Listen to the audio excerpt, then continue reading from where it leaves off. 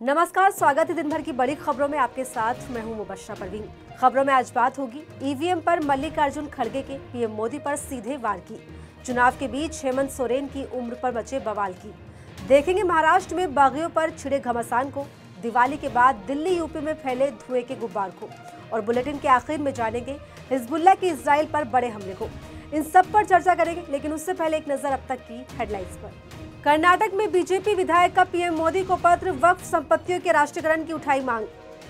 उत्तर प्रदेश में बीजेपी का नारा बटेंगे तो कटेंगे के खिलाफ सपा का पलटवार, कहा जुड़ेंगे तो जीतेंगे।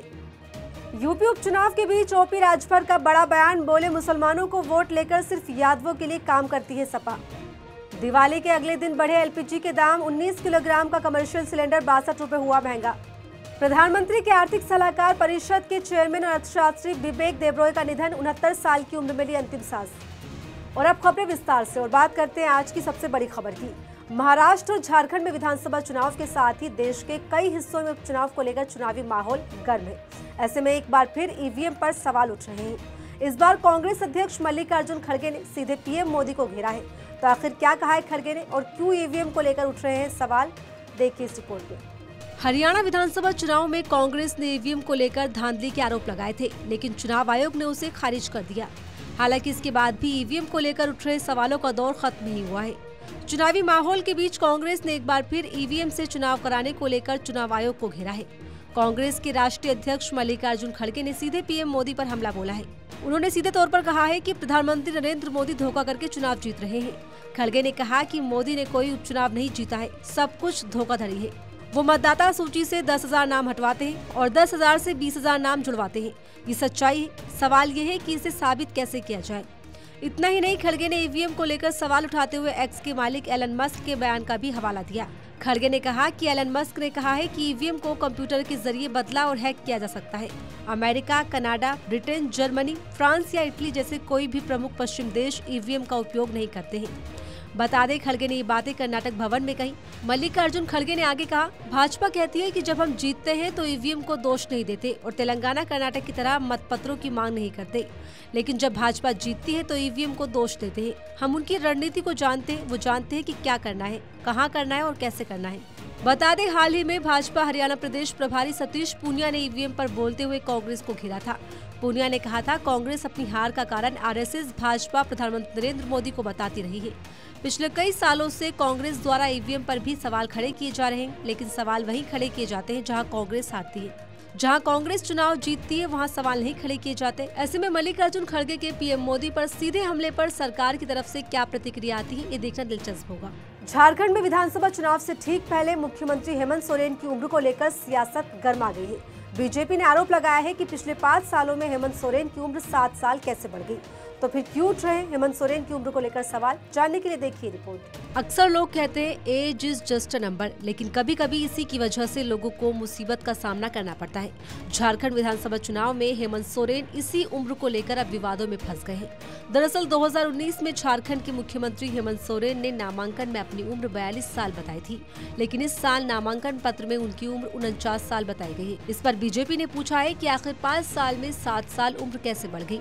इतना ही नहीं, इसे लेकर अब बीजेपी ने हेमंत सोरेन के नामांकन को रद्द करने की मांग भी कर दी है। बता दें, हेमंत सोरेन के खिलाफ चुनावी मैदान में ताल ठोकने वाले भाजपा कैंडिडेट गमालियल हेम्ब्रम की तरफ से शिकायत की गई है। उनका आरोप है कि शपथ पत्र में हेमंत सोरेन ने अपनी उम्र बढ़ाकर बताई है। ऐसे में राज्य में चुनाव से पहले हेमंत सोरेन अपनी उम्र को लेकर पूरी तरह बैकफुट पर नजर आ रहे हैं। भाजपा इसे बड़ा मुद्दा बनाने में लगी हुई है और यही वजह है कि भाजपा के अलग अलग नेता हेमंत सोरेन को उम्र की वजह से उन्हें घेरने में लगे हुए हैं। हेमंत सोरेन पर तंज कसते हुए बीजेपी प्रवक्ता प्रतुल सहदेव ने एक्स पर पोस्ट किया, क्या आपने कभी सुना है कि किसी की उम्र 5 साल में 7 साल बढ़ जाए? झारखंड में ऐसा हो सकता है। उन्होंने अपने पोस्ट के साथ हलफनामे की फोटो भी शेयर की। इसके अलावा बीजेपी नेता शहजाद पूनावाला ने कहा, जेएमएम का मतलब ही बन चुका है झोल, मुस्लिम अपीजमेंट, माफिया। अब इस झोल वाली सरकार ने, जिसने अनेकों भ्रष्टाचार के नए नए पैमाने स्थापित किए हैं, अब एफिडेविट में भी घोटाला कर रही है, एफिडेविट में भी करप्शन है।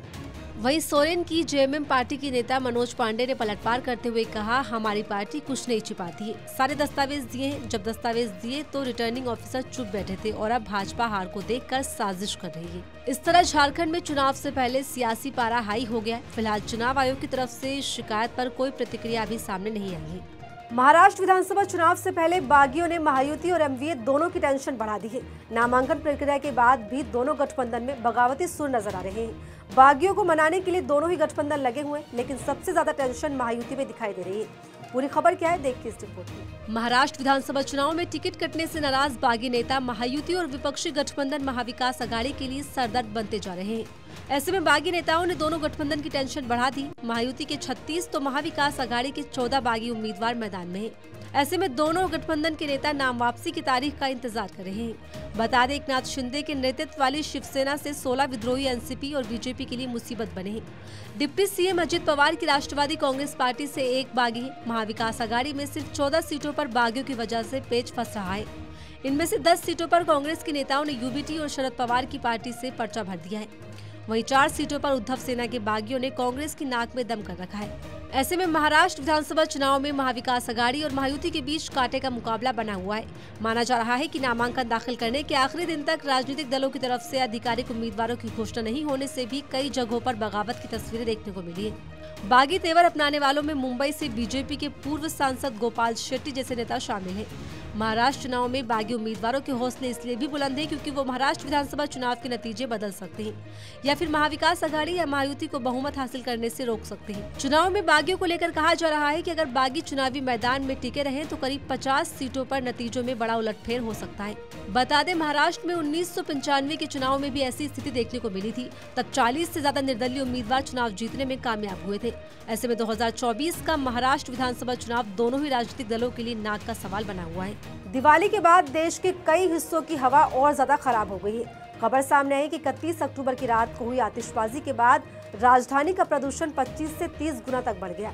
सेंट्रल पोल्यूशन कंट्रोल बोर्ड ने दिल्ली के अलग अलग इलाकों के प्रदूषण से जुड़े आंकड़े भी जारी किए, जो बेहद खराब हालातों की ओर इशारा कर रहे हैं। दिवाली के बाद दिल्ली ही नहीं बल्कि देश के बड़े राज्य उत्तर प्रदेश की आबोहवा भी खराब हो गई है। देश के कई हिस्सों की जहरीली हवा लोगों का दम घोट रही है। वहीं नोएडा, गुरुग्राम और राष्ट्रीय राजधानी क्षेत्र के आसपास की हवा बेहद खराब हो गई है। सुप्रीम कोर्ट के पटाखों पर बैन वाले आदेश के बाद भी राजधानी दिल्ली में जमकर आतिशबाजी हुई। दिवाली के बाद देश के टॉप 10 प्रदूषित शहरों की बात करें तो दिल्ली से ज्यादा उत्तर प्रदेश के शहरों में सांस लेने में लोगों को समस्याएं हो रही हैं। दिवाली पर हुई आतिशबाजी की वजह से दिल्ली और उत्तर प्रदेश की हवा की क्वालिटी बहुत खराब श्रेणी में पहुंच गई। उत्तर प्रदेश के कई शहर ऐसे हो गए हैं जहाँ प्रदूषण की वजह से हर तरफ धुएं के बादल छाए हुए हैं। यूपी के संभल की हवा सबसे ज्यादा प्रदूषित है। यहाँ का AQI 423 दर्ज किया गया है। इसके बाद दूसरे नंबर पर यूपी के मुरादाबाद का AQI 414 हो गया। उत्तर प्रदेश के 10 शहरों के बाद इस लिस्ट में खराब दिल्ली 11वें नंबर पर है।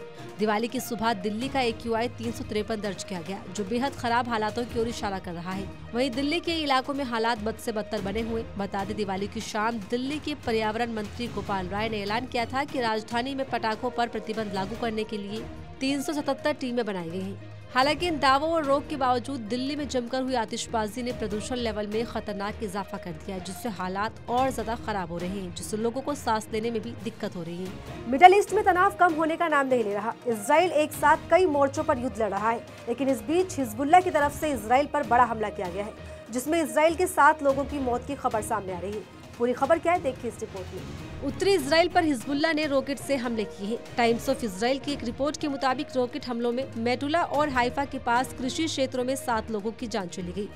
इजराइल अफसरों का कहना है कि सीमावर्ती शहर मेटुला के पास एक सेब के बगीचों में काम कर रहे लोग गुरुवार की सुबह लेबनान से दागे गए रॉकेट की चपेट में आ गए। हिजबुल्लाह की तरफ से ये इजराइल में हालिया समय का सबसे बड़ा हमला बताया जा रहा है, जिसमें 7 नागरिकों की जान गई है। इसके साथ ही उत्तरी इजराइल में लेबनान से हुए हमलों में मारे गए नागरिकों की संख्या 39 हो गई है। रिपोर्ट के मुताबिक लेबनान में हिजबुल्लाह के हमले में मारे गए सभी लोग कृषि मजदूर थे, जो अटैक के समय बगीचे में काम कर रहे थे। मरने वालों में एक इजरायली और बाकी विदेशी नागरिक शामिल हैं।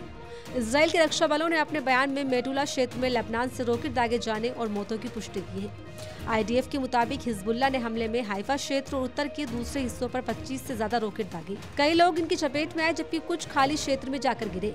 बता दें, हिजबुल्लाह की तरफ से बीते साल 8 अक्टूबर को उत्तरी इजराइल में रॉकेट और ड्रोन दागना शुरू किया गया था, लेकिन बीते 1 साल में पहली बार उत्तर में किसी हमले में 7 लोगों की जान गई है, जिसे इजराइल पर हिजबुल्लाह का बड़ा वार कहा जा रहा है। बता दें, कई रिपोर्ट में ये भी दावा किया जा रहा है कि ईरान इजराइल पर आने वाले दिनों में एक बड़े हमले की तैयारी कर रहा है, जिससे मिडिल ईस्ट में तनाव और ज्यादा बढ़ सकता है।